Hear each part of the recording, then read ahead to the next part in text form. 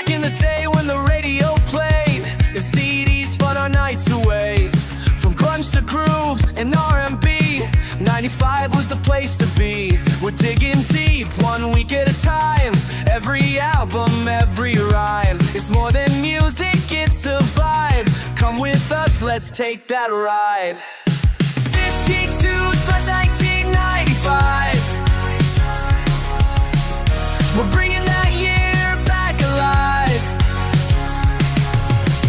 From basement tapes to billboard highs, rewind the sound, relive the drive. Oh, 52/1995. Drop the needle, feel that jive. 1 year, 1 track at a time. Dive, yeah, let's dive. Spinning loud, feel the flash. Britpop dreams and alt rock crash. Hip hop truth, electronic night. Every beat still burns so bright. 52/1995.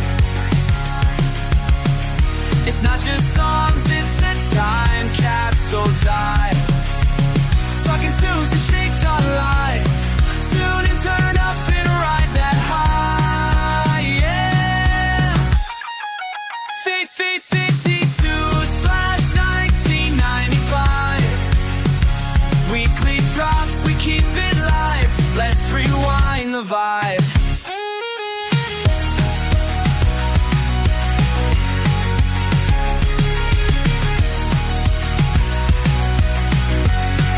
One album every time.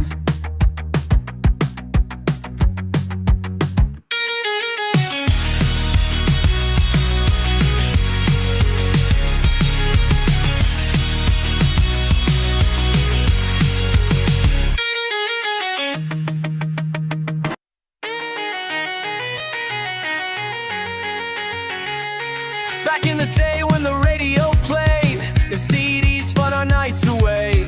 From grunge to grooves and R&B, 95 was the place to be. We're digging deep, 1 week at a time. Every album, every rhyme. It's more than music, it's a vibe. Come with us, let's take that ride.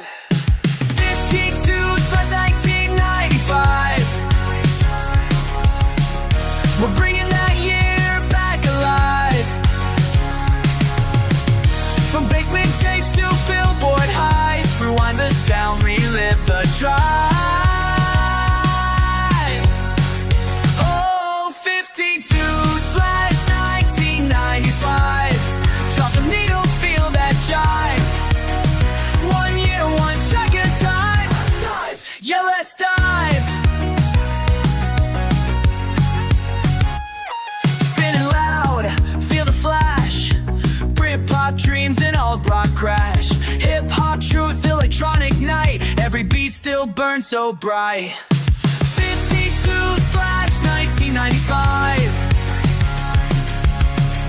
It's not just songs, it's a time capsule dive. Talking tunes that shaped our lives. Tune and turn up and ride that high, yeah. 52/1995. Weekly drops, we keep it live. Let's rewind the vibe.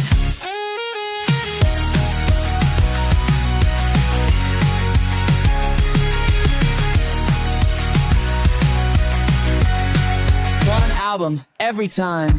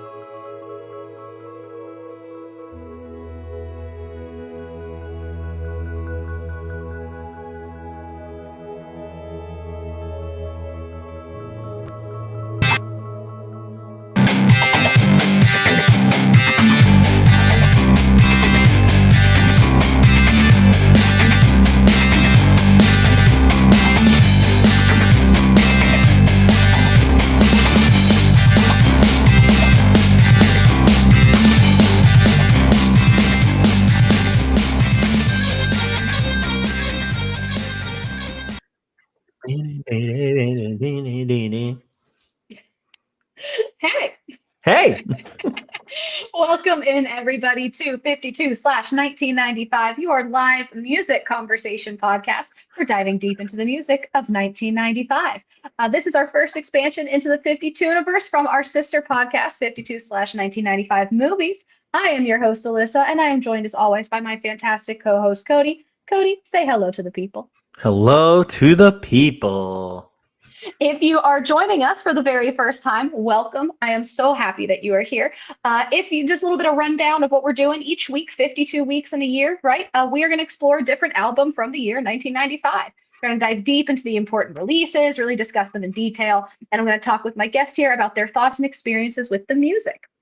This month, we are still in the month of April. April is never ending, but we've got 5 weeks of the pod in April. And this month's theme, each month we have a different theme or a different genre. This month's theme is British invasion. All of the bands from this month are British bands, brands from Britain. Up until this point, though, we have really been listening to exclusively Brit pop, but that is about to change. So today's album is The Bends by Radiohead.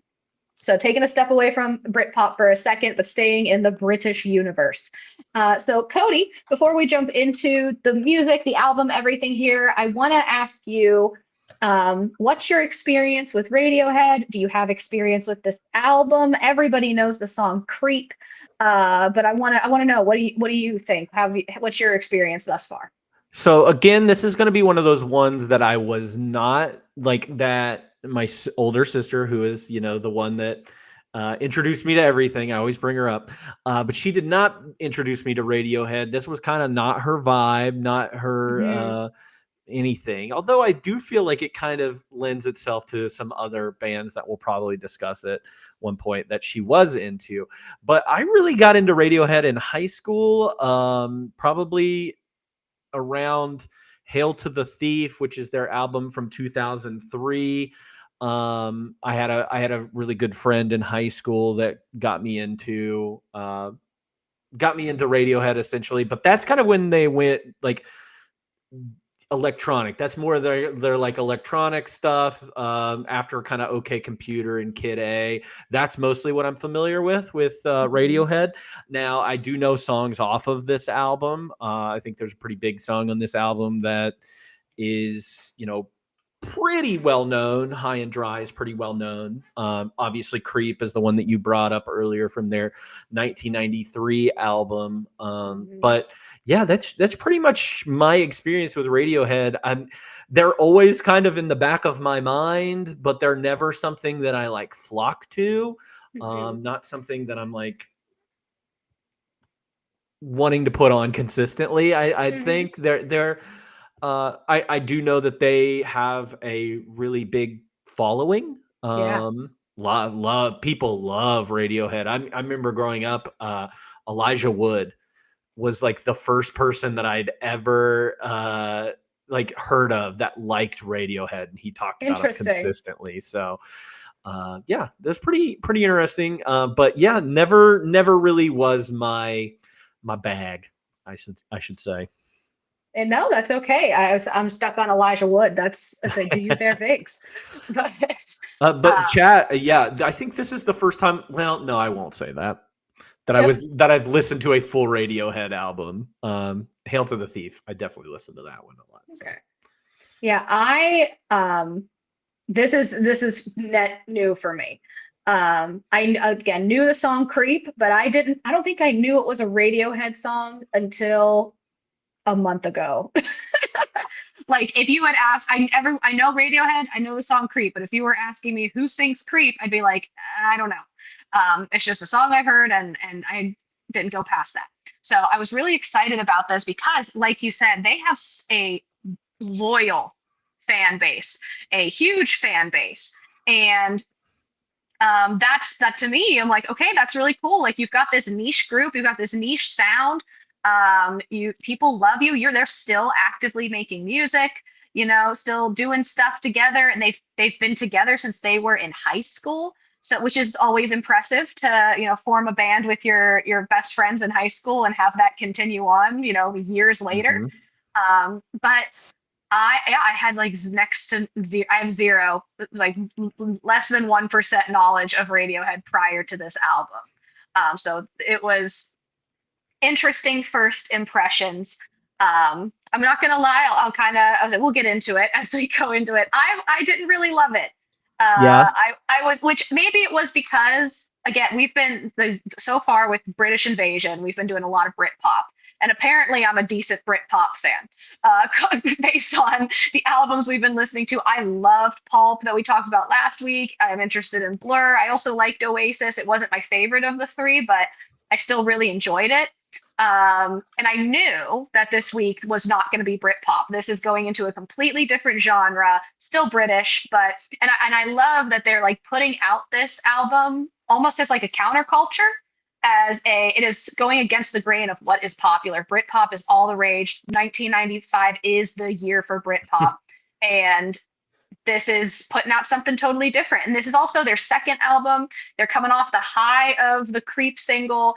And again, the history behind it and what's going on, in the world is really interesting. But in terms of the album itself, I did not really love it. And I'm maybe it was my expectations were so high coming off of the last few weeks. But I was a little bummed out that I wasn't as into it as I wanted to be. Yeah. I was a little worried whenever I first started listening to it that you wouldn't like it, especially after the month that we've had kind of with uh with the Britpop stuff and you enjoying that. This is much different, and this kind of lends itself to more of a like the early 90s rock. Grunge Hmm. is a huge part of Yeah. this, and it feels very much of that world, especially on Yes. specific songs. So Yes, and grunge is not a genre that I gravitate towards. I mhm. like I like rock, I like alternative, and there were elements of this album that I really enjoyed. But I didn't know it was more grungy than anything. And as I was listening to it, I was like, okay, this is kind of grunge-esque. I wouldn't put it fully in the grunge category, but um, yeah, it was just kind of surprising in an unfortunately for me a not so awesome way. That's okay.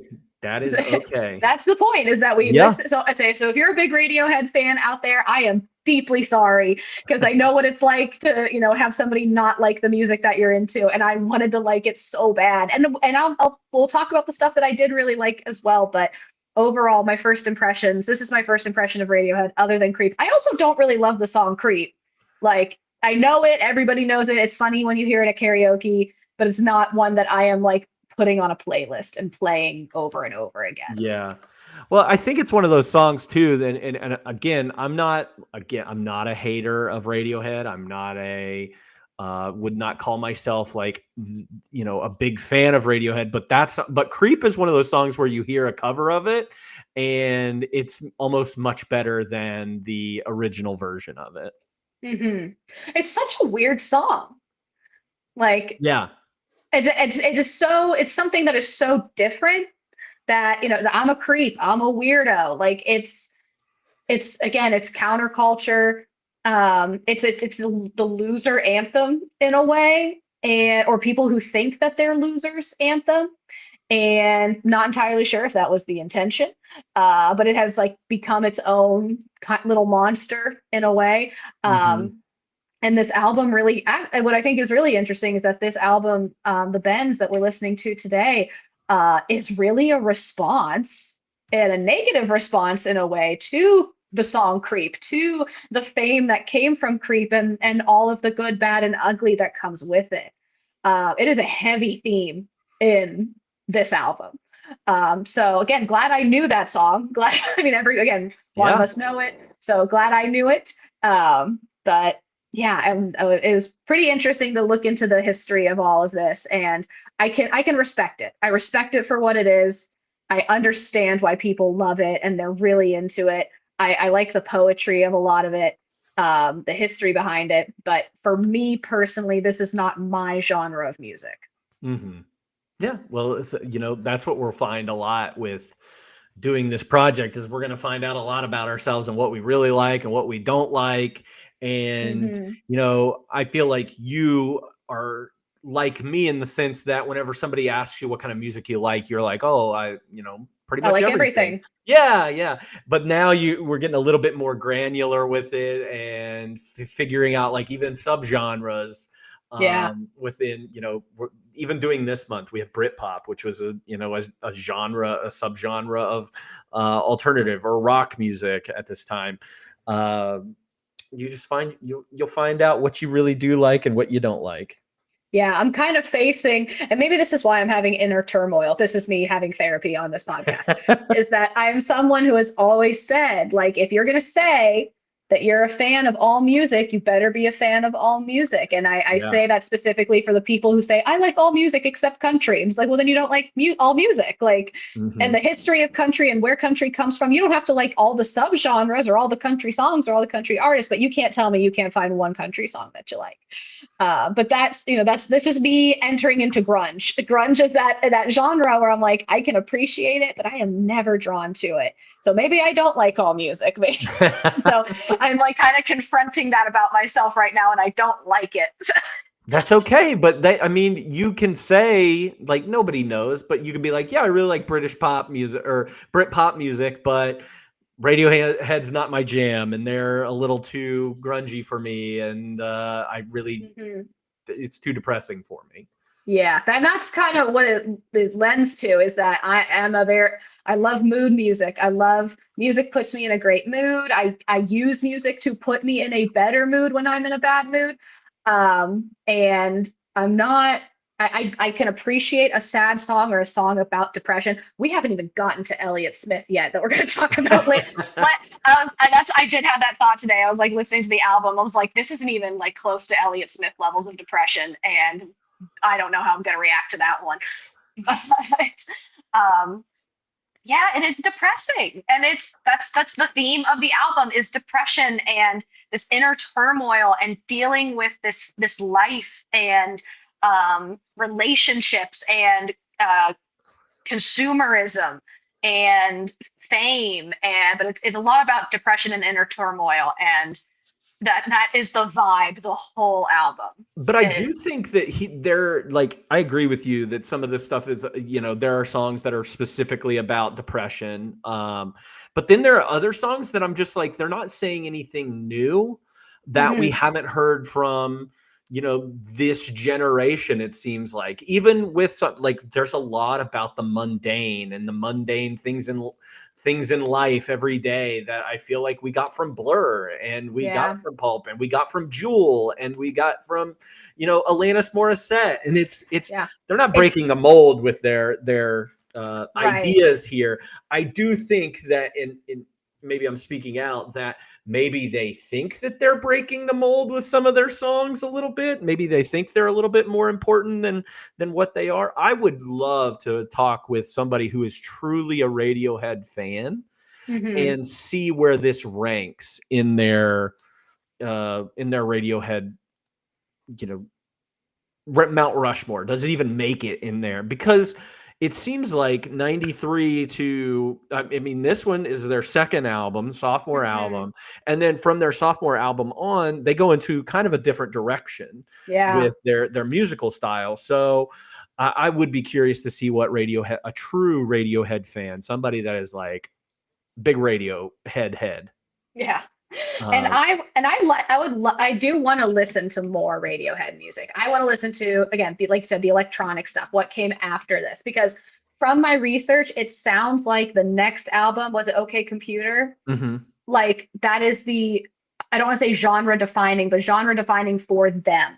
They're like, this is who we are and what we do now. We Yeah. figured it out. We're on the scene. We've done what we can do, and now let's go. Let's do what it is that we want to do.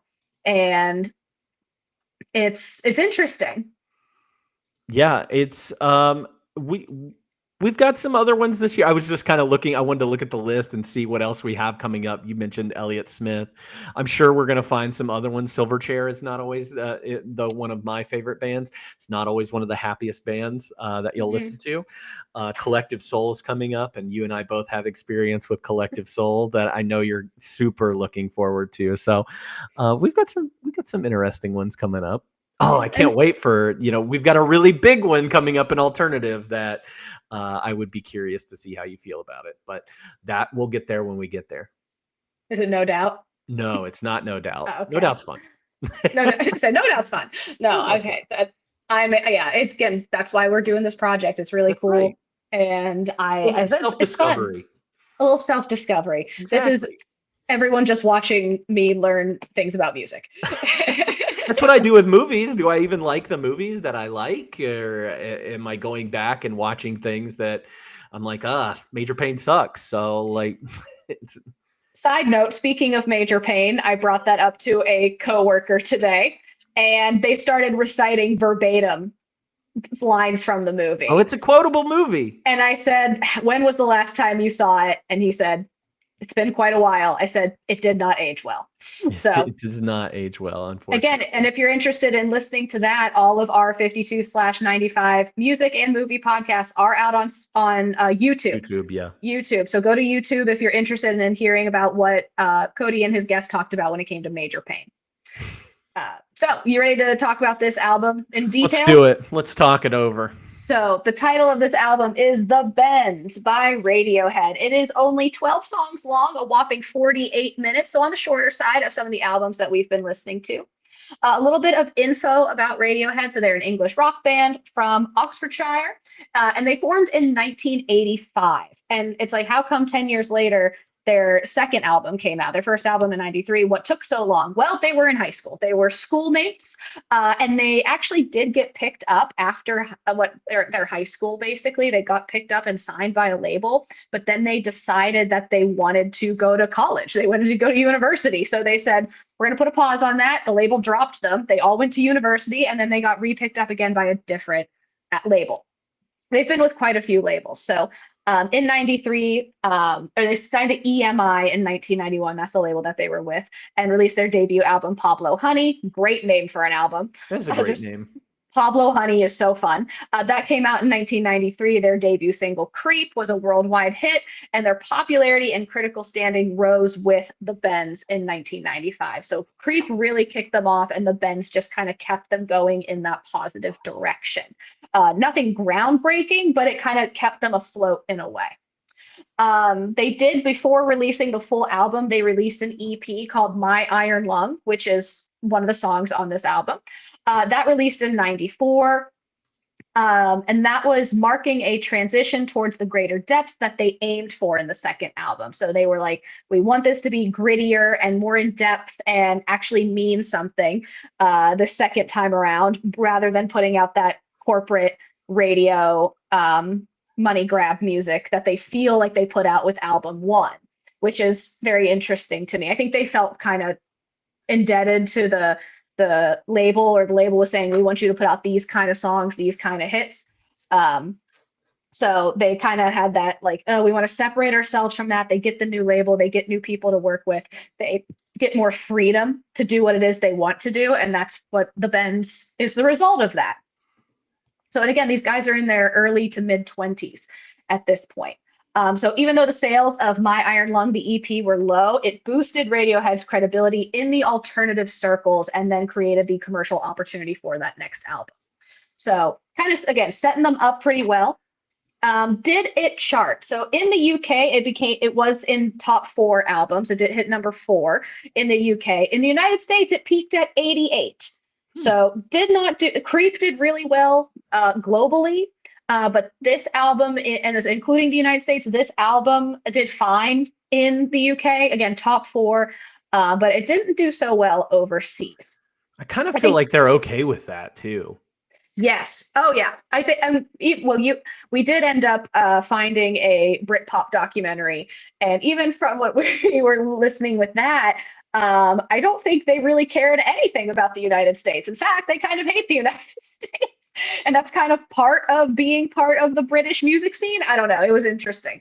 I need more information about that. But so that's all I kind of got with charting. The album, it's released quite a few singles. None of them really hit number 1. None of them were like an international hit. It just kind of like was what it was. And I think a lot of that does have to do with the popularity of Oasis, of Blur, of pulp, like Britpop is just dominating the charts, and these guys just kind of didn't have a chance in terms of charting in the year 95. Now that doesn't mean it's not good. It just means that numbers wise didn't hit so hard that year. So makes sense. In terms of the legacy, the Bends appeared in many publications' lists of the best albums of all time, including Rolling Stone's 2012 edition of the 500 greatest albums of all time, hit at number 111, which I think Pulp, what we talked about last week, was number 162 on the 2020 list. So I'm getting like bits and pieces. So it goes like, again, about 2 British albums from 95 being in the top 200 by Rolling Stones within the last 10 to 15 years. That's pretty impressive. Did you have anything about like the reviews of this of this? Because I glanced at it earlier and I was surprised I was so surprised. Because yeah, go ahead. No. Well, the only thing that I saw is that someone called it Nirvana Light. And that is the only, and it wasn't like a positive review. There's a couple of things like I know we talked about Pitchfork and how it's like whatever, but there's a couple of different like little things in terms of like lists. But overall, no, I don't know much about reviews. Yeah, so I looked at this earlier, and some of like the contemporary, like a lot of the contemporary views at the time were pretty favorable. I think like Rolling Stone gave it like 3.5 out of 5, and Entertainment Weekly at a B plus, everything like that. But like the legacy of this one people have this like have went back and said this is, one of the greatest, if not the greatest album of all time. Like Pitchfork gave this a 10 out of 10. Oh, wow. If you give it, if you care about them, but like Blender has this at a 5 out of 5. Entertainment Weekly went back A plus. Rolling Stone still 4 out of 5. AV Club an A. So like I glanced at that earlier today. I was like, oh my God, like really, like this is it. I do have one stat. So in the year 2000, in a vote of more than 200,000 music fans and journalists. So this is like fan interview, like, hey, tell us what your top albums are of all time. 200,000 responses. The Bends was named the second greatest album of all time behind Revolver by the Beatles, which came out in 1966. Interesting. That is crazy. So I feel it's so polarizing because like some people are like a Q voters voted it the second best album in like of Radiohead's albums. Q voters voted it second best 2 times, once in 98 and once in 2006, behind OK Computer. So they're like, we like OK Computer the best. The Bends is our second favorite.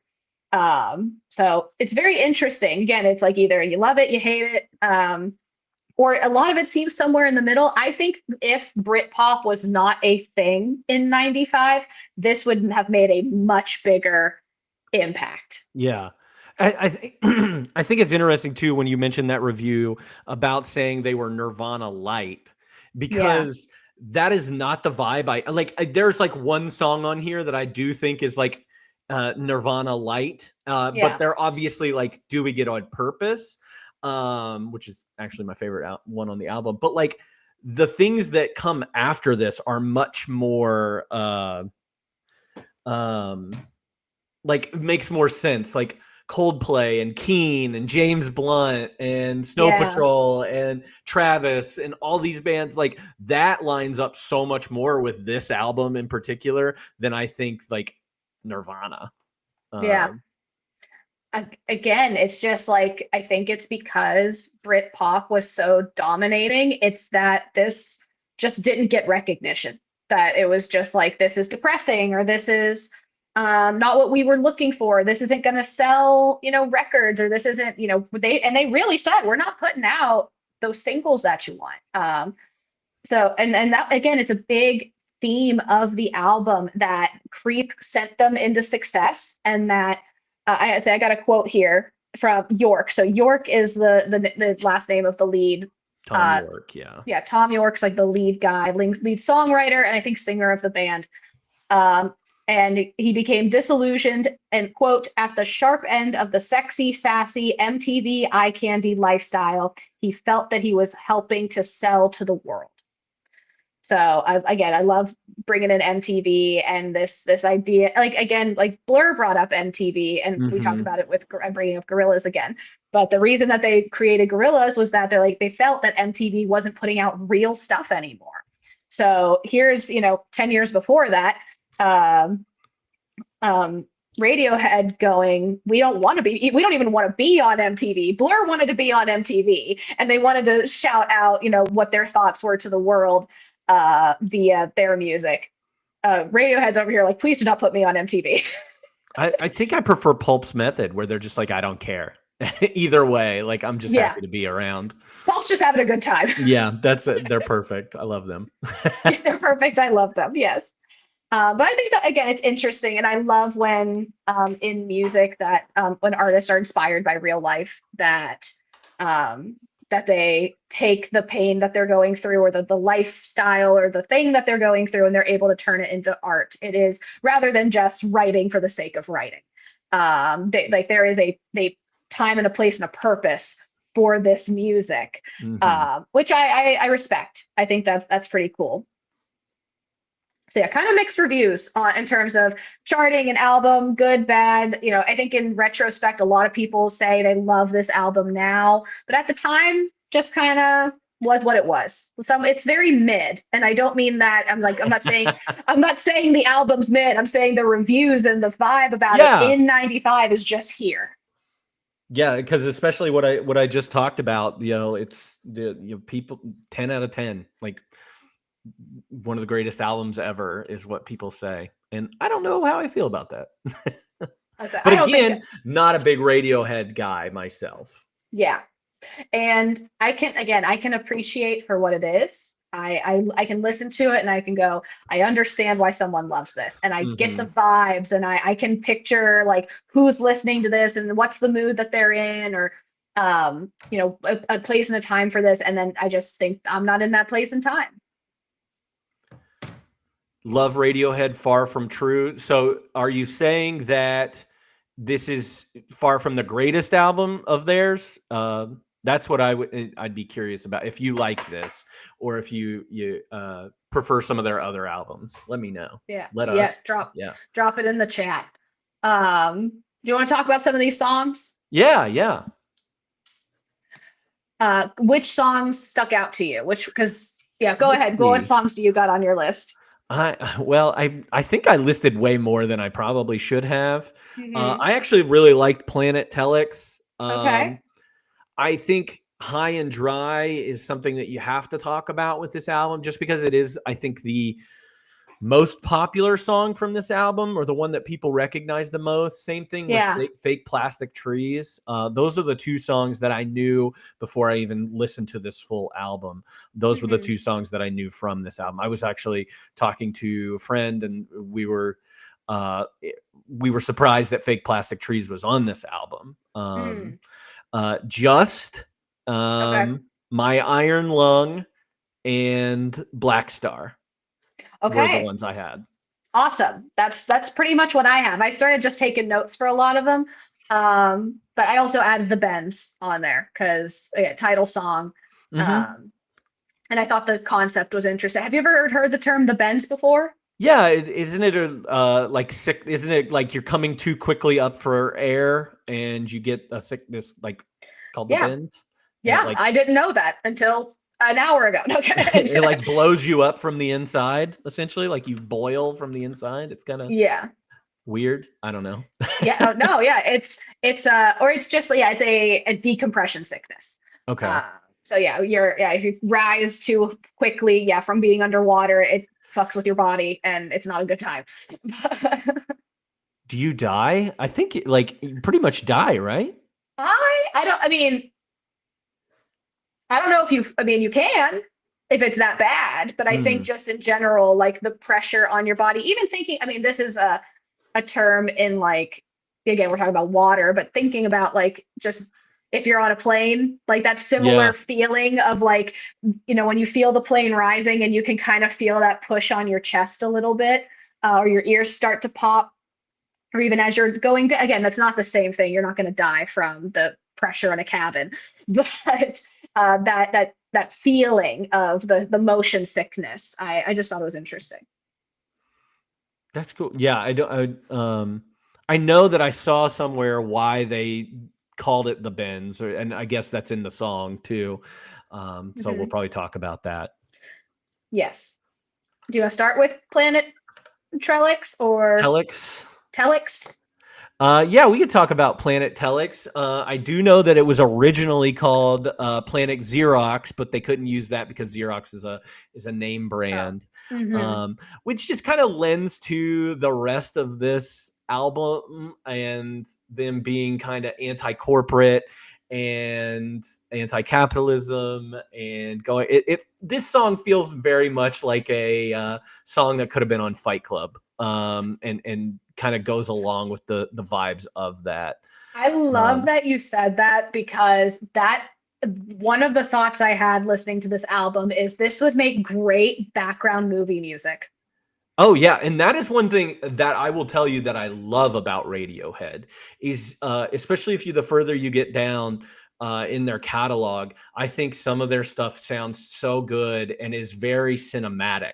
Yeah. Even without like a music video playing or anything to describe what it does. It just feels so cinematic. And I know that Johnny Greenwood, who's in this band with his brother, go on to start doing music scores. Johnny Greenwood works a lot with Paul Thomas Anderson, so Mm, that's your 5295 movie stuff for the day. that's really cool.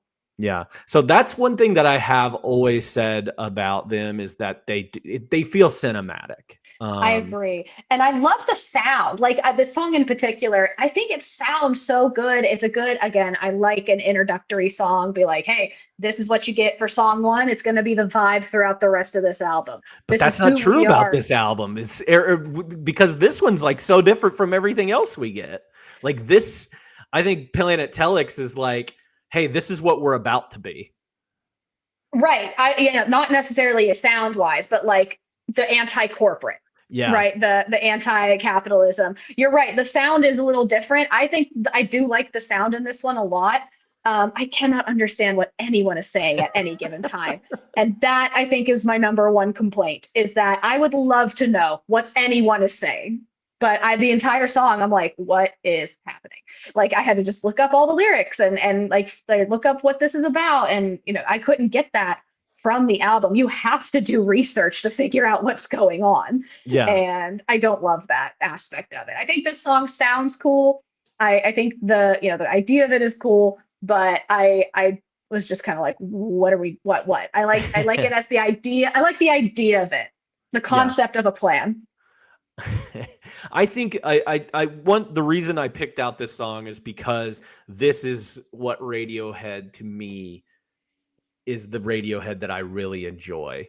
Okay. Like I almost see this in the background of again bringing up movies, but this feels like a song that would be in Snatch or any other Guy Ritchie film, like especially like Lock, Stock, and Two Smoking Barrels. It feels very much of that time, like in the 90s, mid to late 90s, in those Mhm. kinds of movies.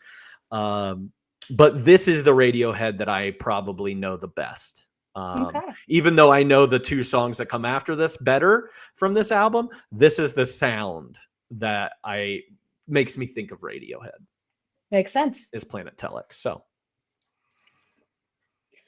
Um, anything else on that one? um no, I don't think so. I do have like notes that this was recorded after, it was recorded in one night.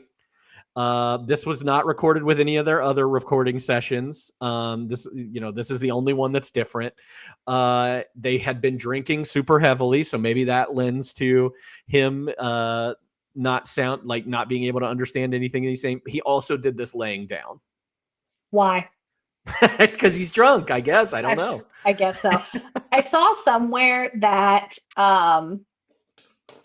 is this was it, I'm maybe getting some of my research mixed up. That they had issues with recording because they felt like they're like, we know these songs so well that it almost sounds inorganic. Oh, I don't know. I don't know. I didn't have that on my notes for this one. Maybe that was Pulp. I don't know. It's all kind of it's running together a little bit. I could be wrong about that. Um, It's also another song just about like depression. yeah, it's all about depression, and that's kind of why like you said, you're like, this one sounds different than everything else on the album. I'm like, they all sound the same to me. Like No, sound wise, oh, I musicality wise, know. yeah. I know. Music, all of it. The lyrics, the music, it all blended together so much for me. I had a very hard time listening to this album. Everything is broken, everyone is broken. That's the chorus. That's all you need. It just all kind of melded together. Yeah. And I couldn't differentiate between one or the other. And a little bit, I could a little bit, but mostly in my post research listen, not Mhm. necessarily actively listening to it. I'm like, oh yeah, this one's really good. Oh yeah, this one's really bad. No, I was just like, everything is here. So tell me about the bends. So the Bends is actually one that did stick out to me. Again, we talked about that's the decompression sickness, and it is about their rapid rise to fame from Creep. And so it's like, again, rapidly rising and getting that motion sickness. To the point where it kills you. It's that same feeling of this, oh my God, we went too high too fast. Like, because again, that was their debut album, debut song. Like, it was just boom, you're famous now. And they were like not ready for it. And this is them getting really existential. And the where do we go from here, literally and figuratively? If this, like, have we already peaked? And this is, they don't even really like the song. They're just like, ugh, like they're like, dang it. And they're grappling with that, again, being super famous. They also have a couple songs like later in the album talking about being on tour and how that it physically and emotionally and mentally drained them so much. So yeah, it's really just kind of getting depression and existential about their rise to fame. Hmm.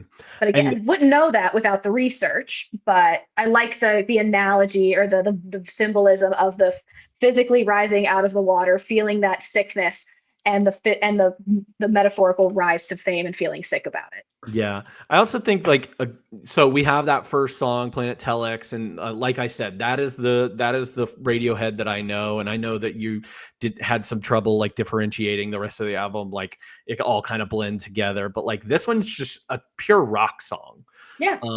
which is it has a little bit of that grungy feel to it, but it does feel just kind of alt rock of the mid 90s to me with this Hmm. song. So definitely different levels there of genre bending, I guess. The instrument that, and I don't know if it's in this song or in a lot of the songs, but it's the grungy guitar, That the distortion. that distortion. There's even like a couple whammies in there. Like I always call it dirty. Like I feel like it's Mhm. dirty guitar. I know that's not what it's It's called, that but that's chug. Is that what you're talking about? The that. chugga chug. No, it's like the like that thing.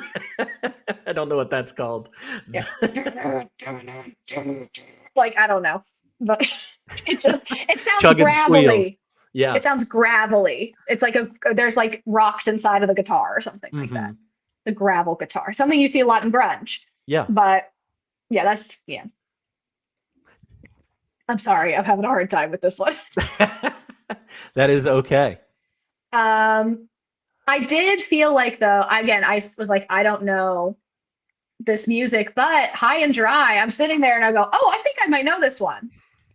So it was a hit or Hmm. a single. So you knew it. Yeah. This was the one that I think this is their most popular off this album. Okay. Yeah, that was it stuck out to me. I was like, oh, it has the falsetto, and he has a great voice when he does like hit those high notes. And I can appreciate that. But yeah, I was like, this sounds really familiar. And that's really the only notes I have on High and Dry was that Yeah. sounds No, the only familiar. thing the only thing I have about High and Dry, and it's like this is the thing that whenever you like get into a song or you learn how the sausage is made, or you actually sit there and really read the lyrics and think about the lyrics, it's like, does this song say anything at all? Because I don't think it does. Yeah. Um, Uh-uh. and that's one thing that I noticed upon this listen of this whole album is like, I'm either annoyed with what they are saying in it, and in that same like Gen X, like you know, talking about like the mundane and the capitalism, all that stuff. It's been done. Yeah. And we've heard it, and we've heard it in cleverer ways. Yeah. And I'm pretty sure that I just didn't get anything from this song. And I like this song. I think this is it has a really catchy chorus. Don't leave me high, don't leave me dry. But I didn't get the same feeling. That's very funny, chat. I didn't get the same feeling once I got into it and really, really listened to it. And I was like, it's okay. Yeah. I I was like not trying to, but when I was reading the lyrics of High and Dry, I feel like I was like trying to put together a story in my mind. Mm-hmm. And like, oh, this could be about like a person, or it could be about drugs, or it could be about a lover. Or, like, I was like trying to like create a character that this can be about, and that's not what the song is about at all. And again, they think they're saying something, but they're not really saying something. I think for myself, Blur was the one that I was like, oh, I don't feel like jaded by what they're saying. Like when we listened to Jewel, I was like, she really thought she did something there. There's a song And on here where I feel like they really think they're doing something with it. And I'm just like, yeah, and I felt that with this. I felt it a little bit. I mean, I loved Pulp, but like Pulp had a couple little things I was kind of like, bruh, like calm down. Blur was really the only one that I felt was genuine, yeah. or that I believed them, that they actually were trying to say something different. But yeah, it is the Gen X of it all, unfortunately. Shout out to our We Gen love X them. friends. We We love love them very much. But we are millennials. Suck it. We have the worst off. We can't. Exactly. I don't know how much we can do with that anyway. Our depression's real. Our depression's real. You have houses. That's right. I do not need. We don't need to get into my generational diversity conversation. Did you like Fake Plastic Trees? No, I didn't. I didn't like any of these songs. No, I'm kidding. I thought it was interesting because it's about lamenting about consumerism on modern relationships. This one had the most like I feel like this one had the most explicit lyrics. Yeah. I was like, I know exactly what's going on here. I don't have to do research like I did with all the other songs. This has to do with plasticity, or like being plastic, and I'm a Barbie girl in a Barbie world. And again, a take on consumerism. Again, maybe trying to like add, I guess, I think this would be a great Black Mirror episode. Like this, like being a plastic girl with a plastic watering can for my plastic trees, and my plastic boyfriend who does plastic surgery for girls in the 80s, but gravity eventually wins. Like, I thought it was fine. Again, I do really like the falsetto. I like when he gets into his high voice. It sounds really good, but I don't particularly care for any of these songs. Yeah, I think this song reminds me so much of one. This was the one that I had, that like the profoundness of Gen X shows its head again. That was what I had here. But I think it's the chorus, maybe the verse. Obviously, that doesn't really do anything for you, but it sounds like "Chasing Cars" by Snow Patrol. Oh my God! It's like direct, but it's like Snow Patrol is taking this directly from this song. I wonder if they did. And also not just Chasing Cars, but also The Scientist by Coldplay. If you've heard that song, like that is this song on this album is Fake Plastic Trees. And I was like, oh yeah, I remember. I don't like Coldplay. Yeah, you don't. You're not a Coldplay fan. No, famously. So it would make sense that this isn't really for you either. No, but I knew this song and I knew what it was, and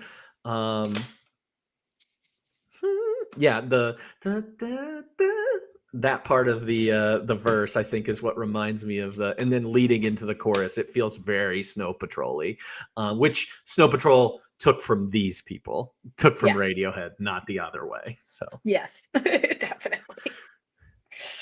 What were the other songs you had? Do you have Just? I did have Just, because It it's the saddest fucking song on the thing. Because has, it's like a Beatles song, but okay, if the Beatles wrote about suicide and depression really overtly. Because that's what really the song's overtly. about. Because it was written for about a friend of Tom York's that was really pissing him off. He was super narcissistic, and then it's just about killing yourself and depression and all those things.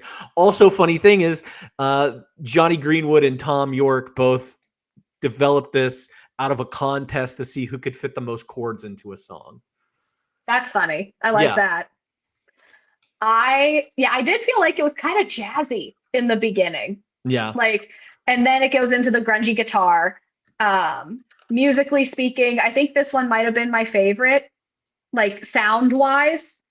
Um, but it's also my least favorite. Like I don't know. I don't like anything. It does it well. I mean, this is like White Album Beatles or Let It Be Beatles esque, Hmm. where it kind of like they changed their genre like 3 times in the song. Is exactly what you're talking about. Like it's very light, and then it goes into a grunge part, and then it goes into like a silly part, and then yeah, Yeah. that's how it plays to me. I just wrote this. I thought it was really interesting. The stories behind it, and how they wrote this song, and it really does. They It's once so interesting that it sounds like they're a pretty fun group that they write so much about depression. yeah. Which again, they're dealing with it the ways they have to, right? And a lot of, again, ties back to rising to fame too quickly and not really liking Creep and having this, what we'll talk about in the next song, it's their iron lung. Like, and for them to still be doing okay, even though they're like hating life, is very, it's of the duality of it all. I like the playfulness of My Iron Lung a lot. Hmm. I also, on my notes here, I'm on song number 8 of this album, listening to it straight through, and this is what I wrote. I said, I do not think Radiohead even likes anything that they write. Like this whole song is about like how much they hate Creep Yeah. and how much they hate their fans, Yep. and the majority of this out, like just learning more about Radiohead and this album and Pablo Honey, it's like I don't think they like themselves at all. No wonder they're depressed. They don't have anything to be happy about because everything that they produce, they're like, "Nah, this sucks," and our fans suck for liking it and liking us, Yeah. and that's what this song's about. Which is a weird play. I mean, that's to bring up Taylor Swift. That's the song, but Daddy, I Love Him on Hmm. her latest album. That song is not about her relationship. It's about the relationship she has with the media and her fans specifically. Is that the one about the And paternity test thing? no, that's from the Reputation album. Okay. But it is part of like I won't get into the lore of all of the songs. But again, when an artist, I think it's really an interesting take when an artist makes the conscious effort to write a song, giving their fans, the people who got them to where they're at, the middle finger. Because it is one thing to look back on your anything. Like you look back on the things that you did as a high school kid or as a child, and you go, "Oh, that makes you cringe a little bit." You're like, I would never do that today." Because I've learned and I've grown, or like, oh, the art that I made 5, 10 years ago is not as good as the art that I make today. Duh, it's because of experience. Yeah. But to actively shit on it and then to shit on the people who do like it. That's the thing. I'm not going to sit here and shit on Radiohead. If you like Radiohead, that's fantastic. It's just not for me. But I'm Hmm. not going to sit here and call you an idiot for it. And that's Radiohead will kind call you an idiot. Radiohead will call you an idiot. And I do like the imagery of it. Like Creep is their iron lung. It's the thing that keeps them alive, but it's also what they're super resentful of it. They're like, just let us die. And I'm like, okay, stop making music.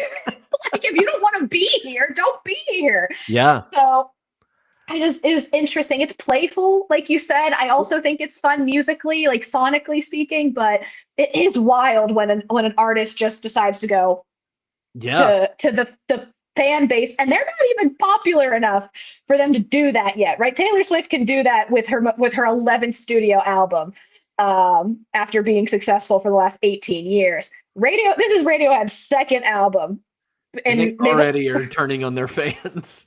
and I guess like their fans don't care. No, well, that's the one thing I was going to bring up is like, one, we're in a very unique time. This isn't the 60s or, when people are complaining about Dylan going electric or anything like that. This is a unique time. The internet has, slowly becoming a thing. The only thing that they don't have a Reddit platform to, discuss these things to no end and really dive into the lyrics and really figure out like, oh, they're shitting on us right now. Somebody's at our door. I was gonna say. and they don't really have the opportunity to do that. They have message boards, and that's probably like the lowest form of internet that they have. But I guarantee their fan base doesn't have all that, and they can't worry about that at the time. So you want me to go answer that door? Kinda. Yeah, I'll go get it. Thank you. You're in control. All right. Well, that's super unfortunate because that's all I had. Those are all the notes. And I got it again. I'm going to say, like, I think say someone is really wanting to talk to us, I guess. But again, I think it's an interesting album for myself. And I say, it seems like it's me. Thank you, chat, for showing up on our doorstep. We'd love to have you here in person. And if anyone ever wants to join, right? It's just going to come on, chat with us live about these things. Or in the chat. Either way, we love to have you. But yeah, I think a lot of this is kind of mid, and it's not bad, it's not good, it's just somewhere in the middle. Depending on where you're at in your Radiohead journey, maybe you love it, maybe you don't love it. I think, again, going back to what we were talking about earlier, having it be like a top 2 album for like of all time, right? I think that's just kind of interesting. I don't know. There's a lot going on here. I just kind of rambled for the last 30 seconds. That's okay. I was supporting the youths of America. Oh. Did your cookie dough order My finally cookie dough arrive? came in, baby. That was like 3 months ago. That wasn't that long ago. Anyway, now we have cookie dough. Hell yeah. Which we're gonna need after this discussion. Okay, so that's all I got song-wise. Is there anything else that you have? I liked Black Star. Oh yeah, I forgot about that one. I liked Black Star lyrically. I kind of like that one too. It reminds me of the movie Betty Blue. Oh, no, the movie that I've told you about. It's a French movie. It's about this like really tumultuous relationship, very sweet romantic relationship. That one. But the woman in the relationship has mental illness, and the partner has to deal with that mental illness in different ways, and it kind of reminded me of that. I know nothing about that. Being a woman with mental illness whose partner has to deal with that. No idea. I like it too. Like the black hole, or like the universe or the satellite, and like this idea of like the darkness. Like it's interesting. Also wanted to point out Sulk is about a mass shooting. Is it? Yeah. Well, and it's also like it's really kind of an FU too, not necessarily about mass shootings or anything, but I guess there was an event that happened in the late 80s, which was pretty bad, but like kind of an FU to like people that were super sad about Kurt Cobain and that whole situation. And he was pretty much like, oh yeah, you guys don't talk about this thing that happened that's really serious, and is probably a way more serious thing. Yeah. Fascinating. Yeah, I didn't love that song, but I did see that in the notes, and I just want to mention it. It goes back to, again, this is kind of a marker of Brit pop, which it seems like it might also be a marker of just British music in general, is that they hate Americans. Like, or American music or American fans, like they are just like, we just want to be British and do British things and make music for British people. And it's like, okay, cool, do that. You don't have to hate on another country to do that. But yeah, there were some feelings about Kurt Cobain in the Brit pop community because again, it's just very different. It's very American that what who Kurt Cobain was and what he stood for. Um, I don't know, it's all interesting. I hate people, man. Like I'm like kind of I'm over it. Like two things can be sad at once. Like the death of a person and the death of multiple people are both bad. And depending on how those impact you, you're going to feel differently about it. I agree. We need to talk about, things like mass shootings and what's the problem, and are we addressing the problems? No, we're not. But somebody died a tragic death because of his depression. The thing that you keep singing about, fuck off. Like now, now I'm mad. Youths. Think about the youths. I'm sorry, you. All right, I'll let you continue now. Yeah, those were the only songs that I had pointed out. Okay. So what was your favorite of them all? I actually think I liked My Iron Lung the most. Maybe that's why their fans really didn't care, is because I thought it was the best one on the album. I also had My Iron Lung. I also had the Bends. The Bends and My Iron Lung were my two favorites. No, I really liked My Iron Lung. I liked the imagery around it. I liked the genre bending parts of it, and how they were like, oh, this is what you want, that grunge, and they go with that chug chug right before they get into the chorus, and then they kind of trick you and don't go that direction. Like, I like that. I liked Black Star, or not Black Star. I mean, My Iron Lung. I would listen to that one again. Mm-hmm. Fair. What about your least favorite? Bulletproof. I Wish I Was. Oh, okay. Or Bones. I didn't like Bones, which was why I thought that it was funny that somebody in chat said that they did like Bones. So yeah, Bones was actually my least favorite because it was forgettable. yeah, I mean, and like I didn't hate it. It didn't do the things that some of the other albums that we've listened to have really like made me. Right. Well, it's the same because again, if if it's mid, nothing really excited me and nothing really upset me. So it was hard to pick a favorite, and it was also hard to pick a least favorite. Yeah. So do you have a favorite lyric? I liked In Just. I think it's the very first verse where it's talking about depression. Of course it is talking about but I like the idea of it reminds me of, what is that show that we talk about all the time with the hormone monsters and stuff like that? Shoot. Big Mouth. Yeah. So it kind of gave me Big Mouth vibes, because it's like talking about depression as in like it is an actual being, can't get that stink off. He's been hanging around for days, comes like a comet, suckered you, but not your friends. One day he'll get to you. And he's just talking about depression here.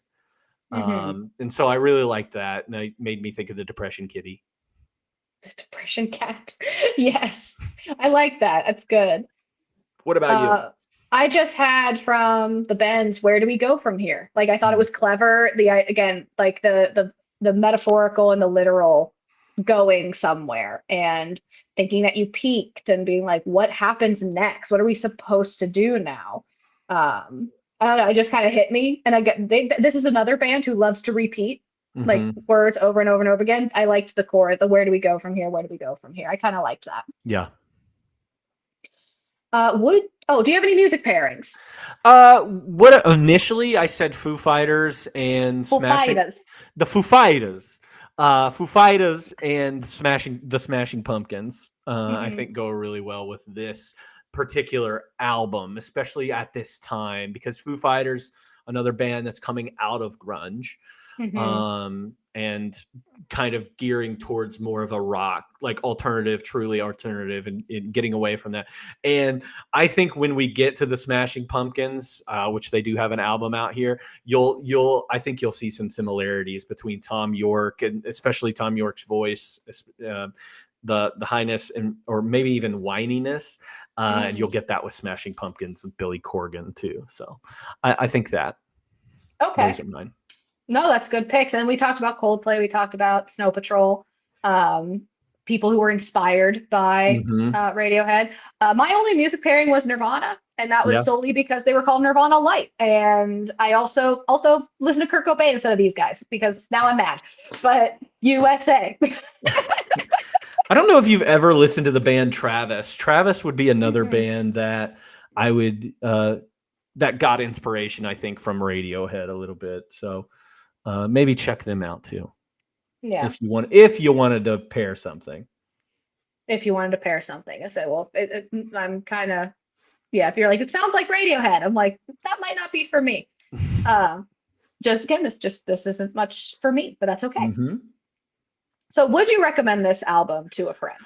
You know, I think Radiohead really finds out who they are in later albums and with more of their electronic stuff. So I would probably start them on OK Computer or Kid A or Hail to the, I probably OK Computer, honestly, is where I'd start them. And let's Mhm. say come back to this if you were really wanting to dive into Radiohead. Yeah, go back to their roots. Yeah. I just said no. No, don't know who I would recommend it to. I think there's just again, I want to like be able to like what I recommend to people. And I said it earlier though, I do feel like this would be great music in a movie. So if I had a friend who was like, I'm making a movie and I need some background music suggestions, what would you say? Maybe this would come up depending on the vibe of the movie. Um, but like we said earlier, kind of cinematic in that way. Like I see where it can be used, but I'm not like calling all my friends and going, you should listen to this particular Radiohead album. Hmm. So what was your star rating? I gave it 3.5 stars. Okay. Yeah, I went back and forth with this rating a couple times. I had it at 3, and then I was like, "That's too low," and then had it at 4, and I was like, "Well, that's way too high." And so I don't know. Like they're probably somewhere in the middle of 3 and 3.5 for me. That might be a little harsh for a Radiohead person, but yeah, I don't see why it would be at like 100 greatest albums or anything like that. Yeah, I gave it a 2.5. Wow, I what'd you give Jewel? I'm pretty sure I gave her a 1.5. Okay. I did not like this. And I like the re-listen ability. I'm never gonna like there's not even one song that I'm like, yep, I'll go back and listen to that one. Hmm. Like I again, the 2.5 is because I can appreciate it for what it is. I it's for a time and a place and a person, and I get it, and I understand what's happening. It's not for me. Yeah, Elijah Wood is the only one that's probably disappointed in you. I'm so sorry, Elijah. But do you ver Vigs? Do you verfix? Elijah, if you're out there, open invitation to come talk with us on the pod. Yes, yeah, dive into Radiohead with us. I love it. I do. I want to hear like a diehard Radiohead's opinion and how I'm wrong. Tell me I'm wrong. I want to know Yeah. why. Because I was disappointed. I wanted to really like this. I wanted to be cool. Like there's just certain to me, this is me and my stupid brain, that there are just certain bands that you're like, oh, I'm really into Radiohead, and I'm like, what's that like? Or you just sound like a cool person that you have like just an interest, like a counterculture, interesting favorite band that you like. Radiohead's the first one you list. That's so neat. And I was like, maybe I could be that person. I'm never gonna be that You person. can be. You're cool. You're I so am. cool. That is majorly up for debate. She's cool. The coolest. Nope, Anyway, you lost it. I lost it. That was the point. Big thank you, Cody, for joining us today. Do you have any recommendations, recent recommendations that you for music, for anything not music, that you want to share with the people? Um, Yeah, so I think the only thing I've been listening to lately, I've been going back to my roots, my high school roots. I think maybe this inspiration of when I did listen to Radiohead's "Hail to the Thief" album got to me, and so I've been listening to a lot of things from like 2001 to 2005.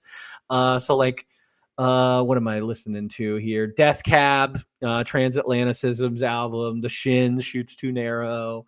Modest Mouse, Good News for People.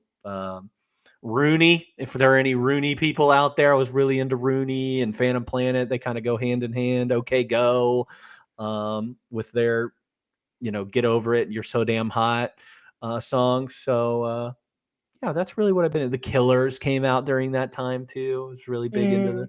the Killers and Postal Service. So yeah, that's what I've been listening to lately. I have a playlist that I'm going through. It's not for anybody else, but it's for me, and it's just called High School. I love that. I have a playlist called College. Like being able to just go back to that point in time where you're like, this is when this type of music came out, and this is how I felt about it, and that's really fun to go back and listen to. Yeah, I usually kind of lean on the pop punk and emo days of that time because I was listening to that stuff. But this was really more about this was what I just listed off was more what I was listening to in high school. I think I thought it was cooler because I did listen to some of these bands. I don't know. That's what I'm into right now. I like it. I don't have anything really specific. I've been listening a lot to, I said, I love making playlists. All of my playlists are available on Spotify if anyone needs some new list of music to listen to. I found out that some of my playlists have been saved by strangers, which is so interesting. But I have a playlist that's called Long Sleeve Shirt and Shorts. And it's just a springtime playlist, songs that give off the vibe of a sunny 70-degree day in spring, where you can wear a long sleeve shirt, but also wear shorts. And a lot of Natasha Bedingfield on that playlist. This just songs that kind of feel like a sunny spring day because it's been sunny and spring outside. So that's been lovely. So that's why I've been kind of matching my music to the weather. And that's kind of it. I really haven't listened to a lot recently, and that's make me sad. So I need to get back into. You have a music podcast. You should listen to more music. I say I'm only listen. That's the thing. I feel like I'm only listening to the album, or I feel bad listening to if I want to listening to not the album because I'm like, oh, I should be listening to the album for next week. So you should listen to Brit. You found a genre that you like, Britpop. You should find a Britpop playlist and get into it. Maybe that's what I do. That sounds fun. So sorry, what was you going to say? I was just going to say, you're your own woman. You do what you want to do. Thank you. I appreciate that. And if you are your own woman and you're interested in getting more information about our podcast, the 52universe is out on Instagram. And we also have a Discord server. Most of our information is on that Discord server. We would love to have you there to chat about music and movies and a whole bunch of other stuff, just having a good old chit chat time. Next week, you know what? I did not look up what next week's album is. It's PJ Harvey. Thank you. What is the album called? The album is called To Bring You My Love. Thank you. And it's our final one. To round out British month, our final British artist was PJ Harvey. To Bring You My Love. That is going to be next Tuesday. We're going to be doing a lot of podcasts next week. Yes, we will. Next Tuesday, same time, same place. Again, streaming on wherever you stream your music. But that's all I got for you today. Thank you so much for joining. Thanks for being in the chat. Love the conversation. Love to see it. And we'll see you next time on 52.